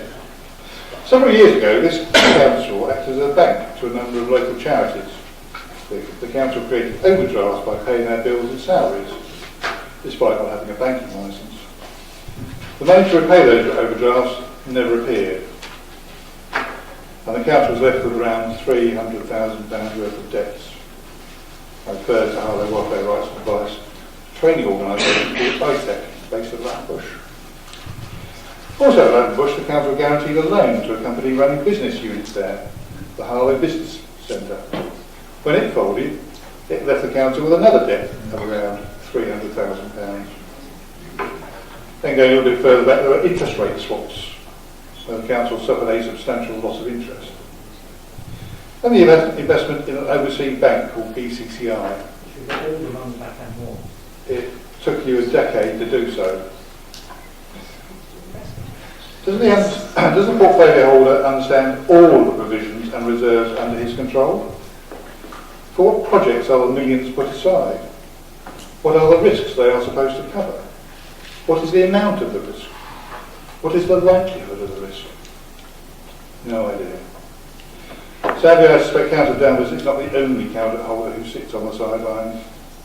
As my colleague has already mentioned, there was a house building programme approved last November, and Cabinet set up a housing and regeneration company, barely 6 months after they voted down our proposal for the same thing. Last October, the government removed the cap on borrowing for house building. So where is the vision for taking advantage of this very welcome incentive? Tucked away at the bottom of page 173 of tonight's agenda, if you actually want to look for it. The administration set aside millions of pounds for environmental and regeneration schemes.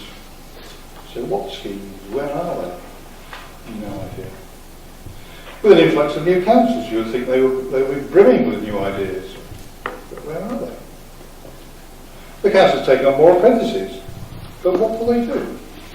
Services to young people? Improving the environment? Digitising the council? No idea. This is because Momentum, or as it calls itself, Harlow, is a protest organisation. It has no manifesto to actually improve things. No idea and no ideas. Oh, except one thing. The one proposal that stands out like a shining beacon of what Momentum stands for, themselves. They take a 5% pay rise whilst everyone else receives 2%. Yeah. I believe the expression is for the few and not the many. Councillor Wilkinson. Thank you, Chair. I'd like to stand and support this sustainable and well-worked budget for the town. But I'd like to concentrate on the housing papers that are contained within our budget tonight. It's been a really hard year, difficult, challenging year for us. And I think firstly, it'd be remiss of me not to thank the housing and finance officers for the hard work they've put in the last few months in supporting me and this administration within the council papers and housing papers tonight. I'm proud that I stand here tonight. Over the last 12 months, we've taken our success of HCS to the next stage in commencing our housing and regeneration company and building council housing for the first time since we last built council housing, because the party opposite has no history of building council housing in this town. I'm proud tonight that we have found extra funding within our budget to increase fire safety associated with the council's regulatory role, and in response to the tragic fire at the Greenfield Tower, we are still awaiting the outcome of the inquiries, but we have been prudent and correctly put money aside for any eventuality that we have to pay for, that I doubt very much whether the government will supply us with the funding to do so. So we've had to take that step for the safety of the residents and the tenants in this town. I'm also really pleased that we've increased funding in this budget to tackle and prevent homelessness locally in response to the new Homelessness Reduction Act. Earlier this evening, both Councillor Andrews and Councillor Charles spoke about how proud they was about government funding. Let's talk about one of the most important subjects facing this town, homelessness and rough sleepers. The new Homelessness Reduction Act, as I've said before in this chamber, will place greater pressure on this council, puts extra responsibilities on this council. And how much funding have we received to do that from the government? practically zero. We will have to find the money ourselves to fund those changes. I think it's a tragedy in 2019. I've seen statistics lately that said that since 2010 there's been an increase of 124% of rough sleepers dying on the street.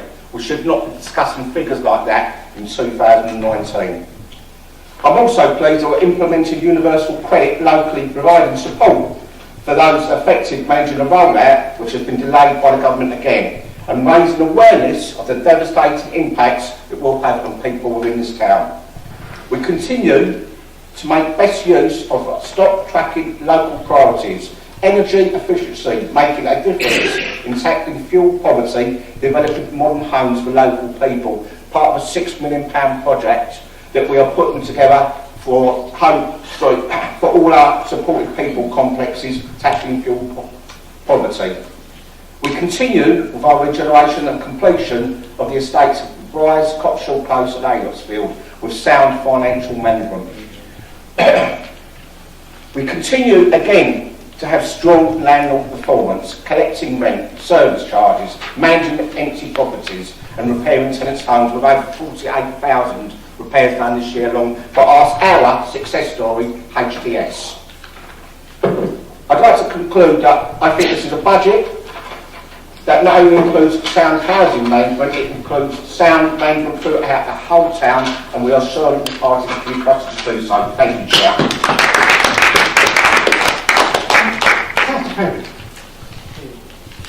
Thank you, Chair. Much has been said about this budget, and much has been said that has nothing to do with this budget. There are some elements of this budget that do merit. We put some of them into our alternative budget proposals. The living wage, bringing some of the discretionary services back into the base budget to protect them and put them on a solid footing.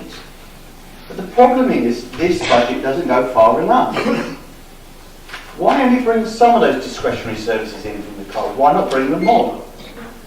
The Section 151 officer has turned around and said that it is perfectly sustainable to bring £300,000 more back in.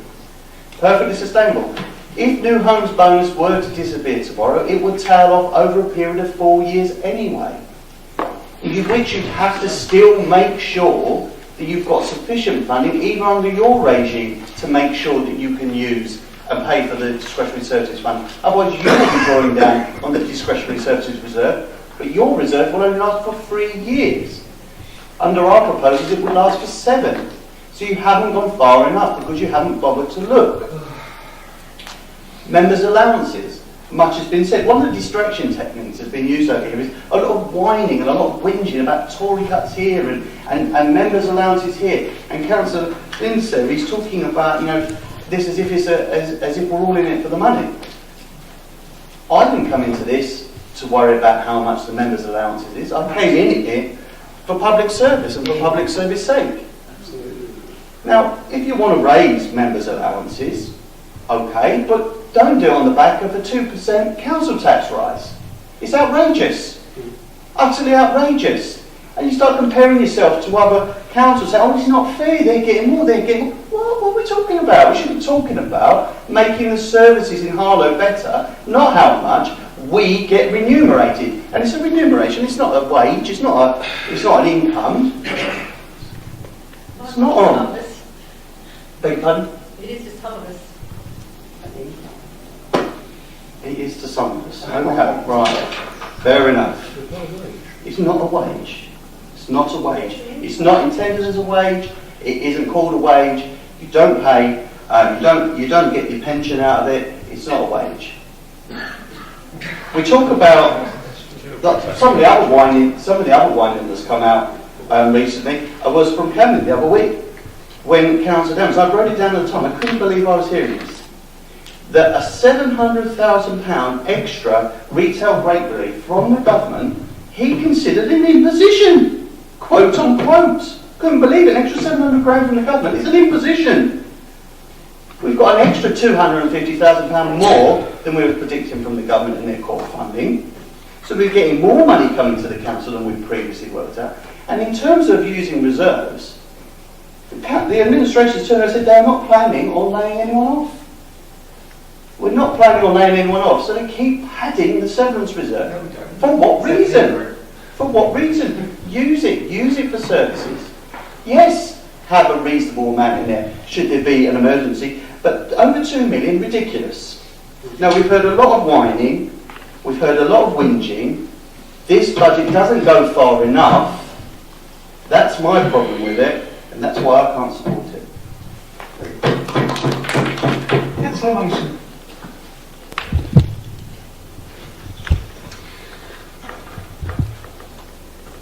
I was quite surprised when the comment of compassionate conservatism was mentioned today, because actually I've spent a lot of time in as a public servant, statutory body, and I've seen the effects of that. And actually it was only in January that Chris Graham was named in The Guardian, because serious further offences for serious crimes for offenders on parole have soared by 50%. Now, having had a meeting with our MP Robert Halfon, and I mentioned that last time actually, this is exactly the things that we spoke about when they privatised probation. But that really wasn't the reason that I was standing up tonight, because I wanted to talk about some of the good things that were going on.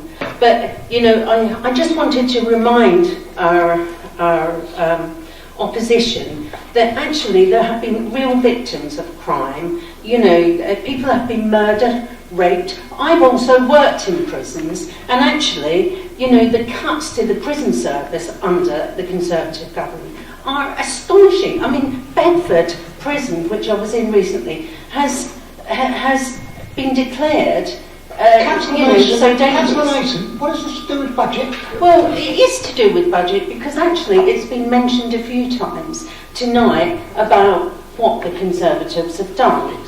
But, and you just, you know, also, momentum. If anyone had researched me, you would have seen that I was a member and I no longer am. I was a member simply because, and I mentioned this, because I've heard so much nonsense about momentum, and actually it doesn't exist, so you need to forget that one, it's a waste of time. But going on to the Playhouse, fantastic. You know, I mean, we're going on 50 years now. It's both iconic in this town, it sets the scene for the cultural vision of the future of this town. We've seen so many amateurs move to professionals, you know, who've treaded the boards in Harlow. It's fantastic. The recent success of Aladdin, you know, there's a product there that could be replicated across other theatres. And actually, you know, it's only because of the support that this administration has given to the Playhouse that that's enabled to happen. So for that reason, I do support it. Thank you. Councillor Clark.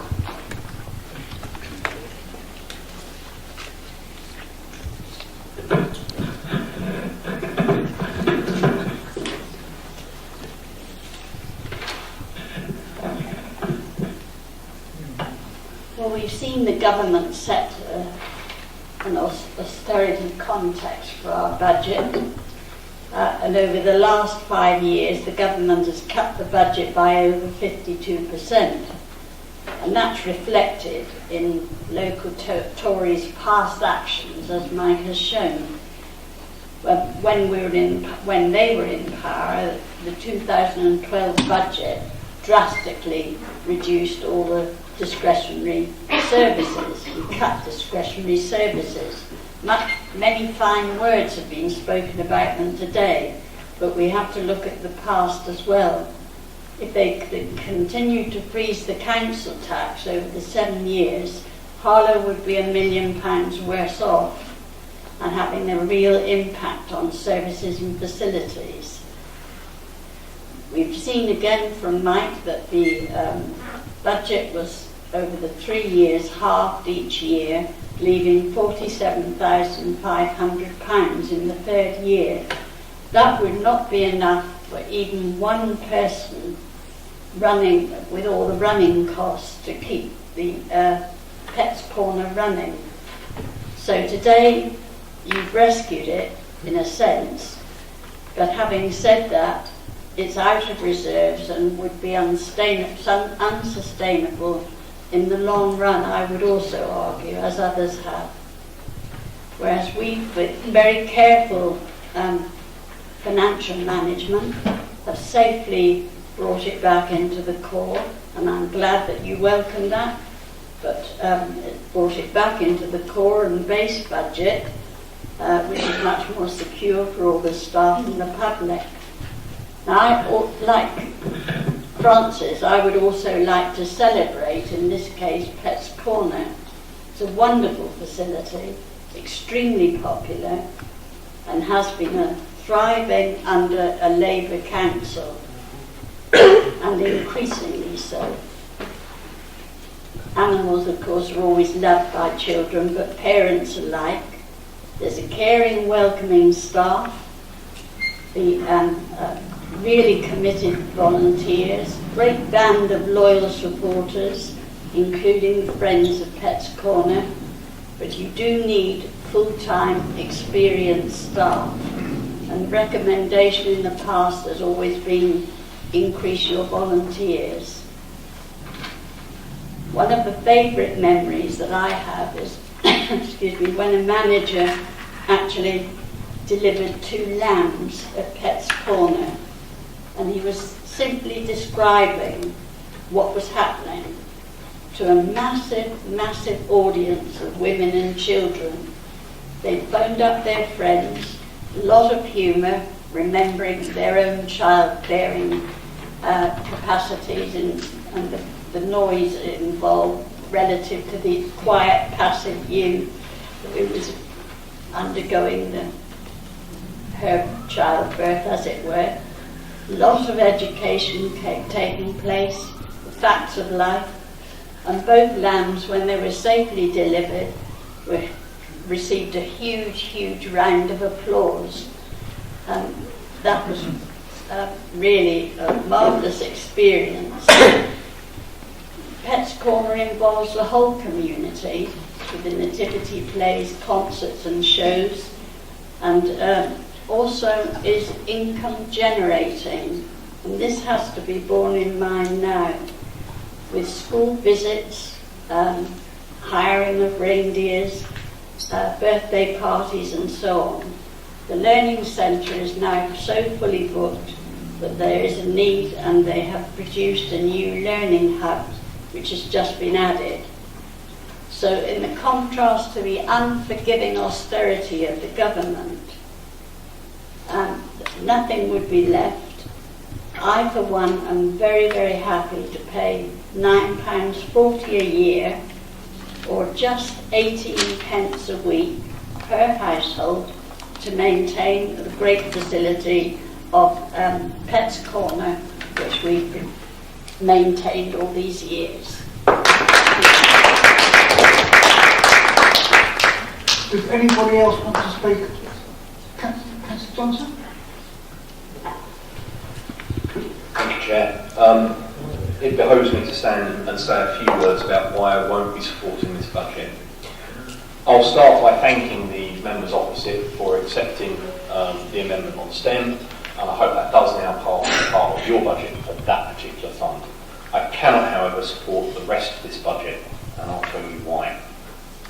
The first thing is a council tax rise of 2%. And yes, Councillor Clark and others, we do keep coming back and telling you how you could have a council tax freeze instead. And yes, I believe you can continue to find that, and I think not searching and not trying to support residents is a shame on any council of any political colour.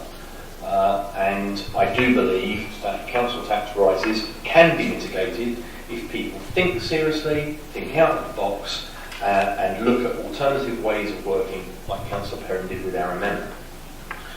The second thing, and I know it's been spoken about a lot already, and for £8,000, I don't think it should have been spoken about as much, but councillors' allowances. I cannot, in good conscience, vote for a budget that includes a councillor's allowance increase at the same time as a council tax increase.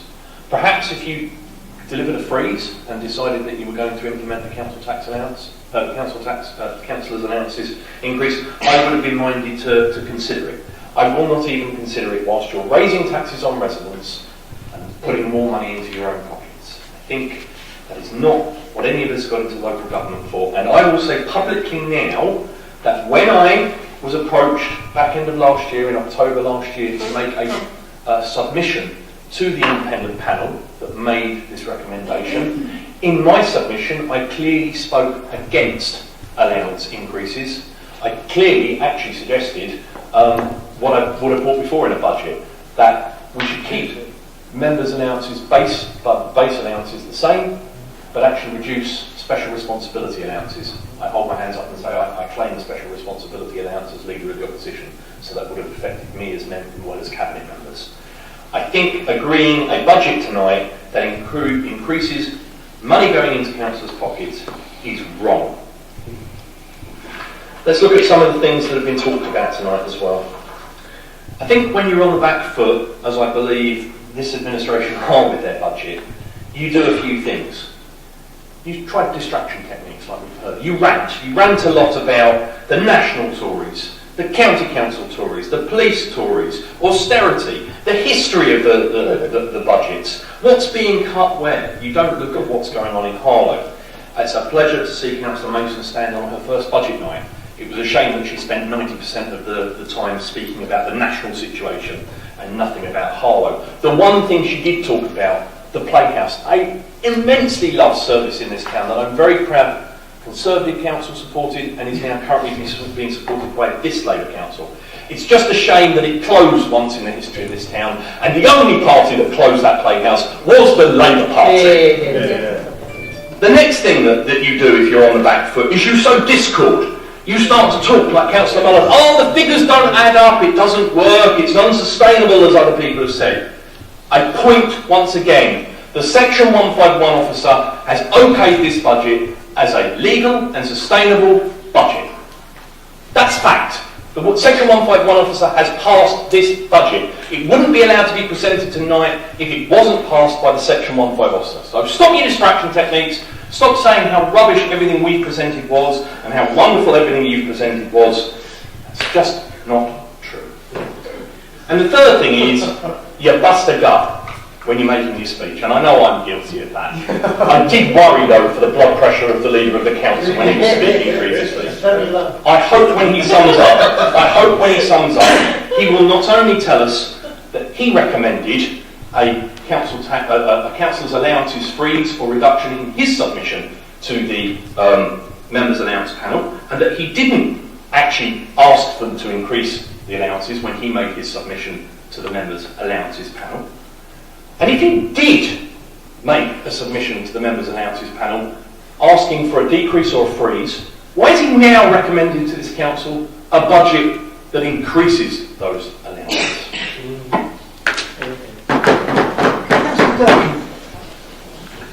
Thank you very much. I've got 4 points, if I may, Chair. The first one is to challenge the question about momentum. In all fairness, it doesn't matter what your political beliefs are about coming into this chamber. It's what you actually do when you're in this chamber is the big issue, and that is what people will remember you for. And the good thing about all of us is that we should have broad shoulders to be able to take on the challenges that are required to make sure that our community is good and fit for purpose. The second point is, and I know that, and I don't want to get into this debate about Tories versus Labour, national, international, European and what have you, but there is a simple truth. Go look at the queue at Food Bank.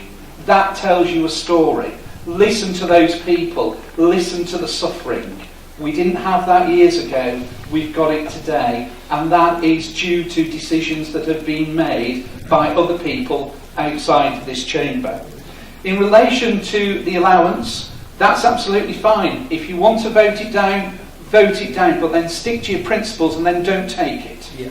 As my colleague said, if you don't want it, then please give it to a worthwhile cause and let's celebrate that particular fact. But actually, this allowance was recommended by an independent body who took evidence from everybody, including Councillor Johnson and other people, and have come with this recommendation. And I have absolutely no problem with their recommendation that they have made.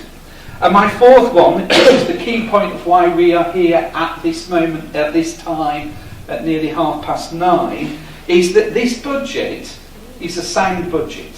It's a sensible budget.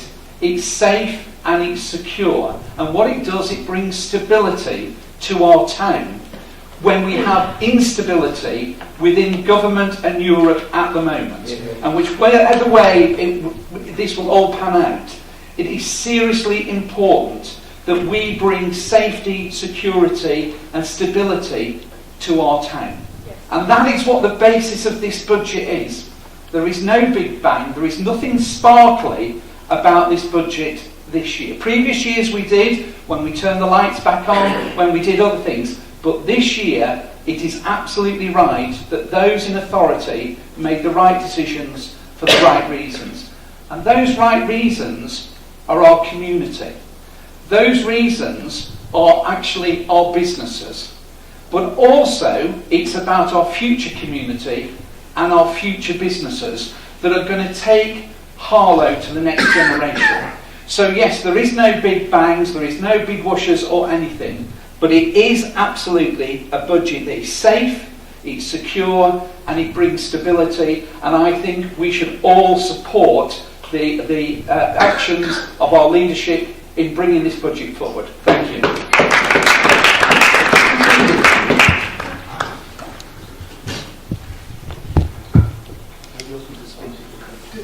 Anybody else want to speak before? Even more into our town. And I'd just like to, my predecessor, now he put a lot into this, which I'm going to talk about this evening, and obviously I'm reaping the benefits from it, or we are. But not only does it allow us to push forward with our ambition for the town centre, but importantly it allows us to start to transform our smaller shopping hatches. So when we was asked earlier, what are we looking at? We are looking at that. It's no good just doing the town centre. We don't all live in the town centre, we live around the town. So where I live, where other people live. So over the next few months, there will be lots and lots of exciting things around our hatches. Now, to a lot of people tonight, if you look at this, it just, lots of numbers written down. But to our younger residents, it's a gateway. It's an option that's been missing for a while.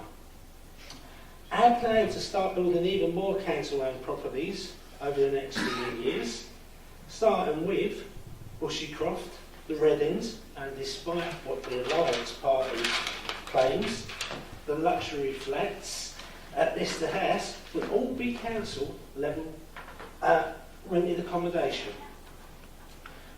And this budget is allowing us to do that in the previous budgets. As has been pointed out, it's a safe budget. Yes, it is, but we've got uncertainty. But actually, we want to be able to have enough money to make sure every resident in this. Agree.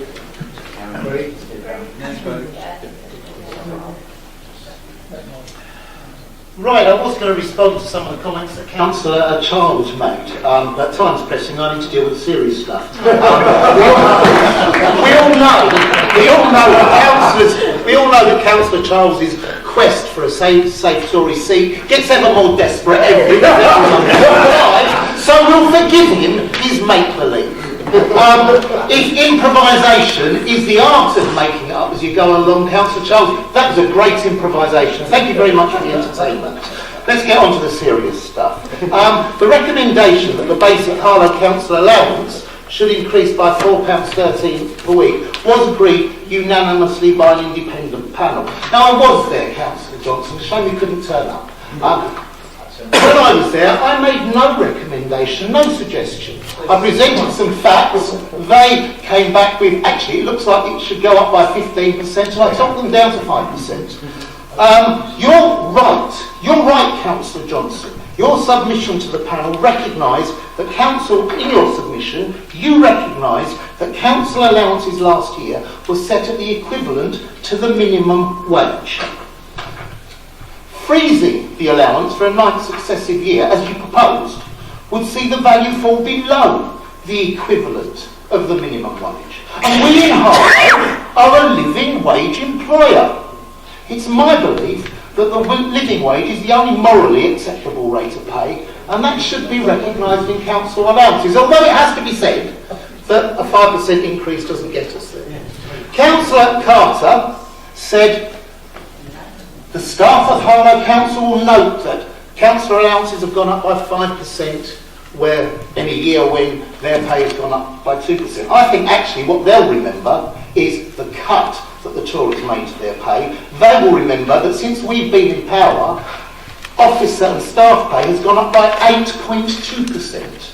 Our allowance has stayed frozen for the entire time and has gone up 5%, where our overall pay has gone up later than theirs and by less than theirs. And I think they'll recognise that restraint. So, before we vote on this year's financial papers that make up the budget proposal for 2019-2020, let's compare and contrast what we've heard here today.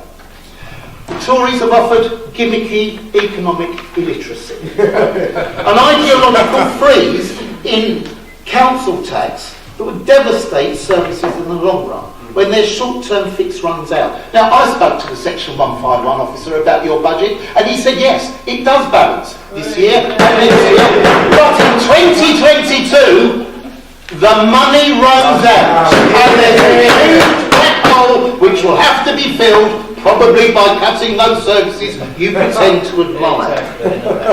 Still, there we are. No, 2022, let me do the maths, that's 3 years for you, not 1,000. There we are.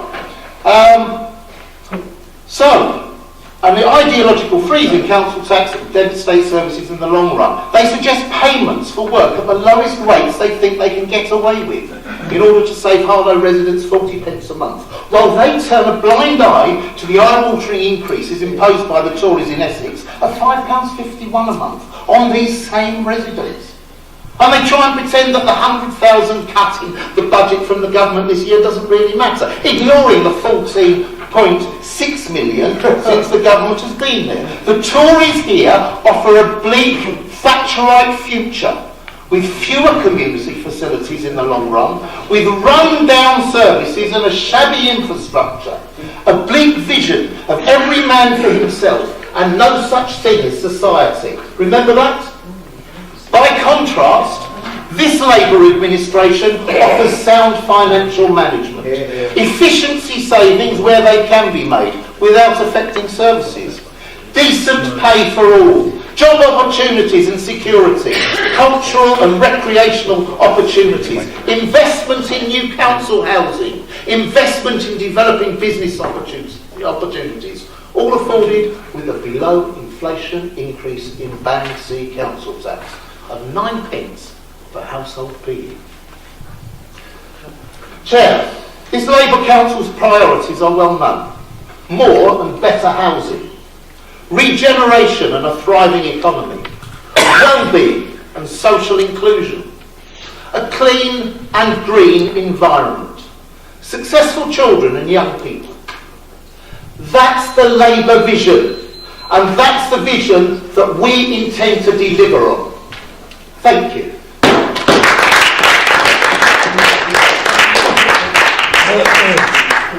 We will now go to a named vote. Chair, as a reminder to members, your voting on items 9A to 9I, except 9H in this vote. I'll call the names in order. Councillor Carter. Against. Councillor Charles. Against. Councillor Clark. For. Councillor Danvers. For. Councillor Dunn. For. Councillor Durkins. For. Councillor Edwards. For. Councillor Hall. Against. Councillor Harvey. For. Councillor Ingle. For. Councillor Jezard. Councillor A. Johnson. Against. Councillor E. Johnson. Against. Councillor S. Johnson. Against. Councillor Livings. Against. Councillor Mason. For. Councillor Mullard. For. Councillor Perry. Against. Councillor Purton. For. Councillor Shears. For. Councillor Souter. Abstain. Councillor Stratton. For. Councillor Stevens. For. Councillor Toll. For. Councillor Vince. For. Councillor Waite. For. Councillor Wilkinson. For. Is it close? No, not at all. A majority voted in favour of councillors' allowances increasing. You're going to run over to your Chairman, that vote result was 18 for, 8 against, 1 abstention. That is passed. We will now go back to item 9H. Can I have a mover and a seconder, please? Yeah, I think you need to. I've moved, Chair, so what's the point? Start. Great. Great.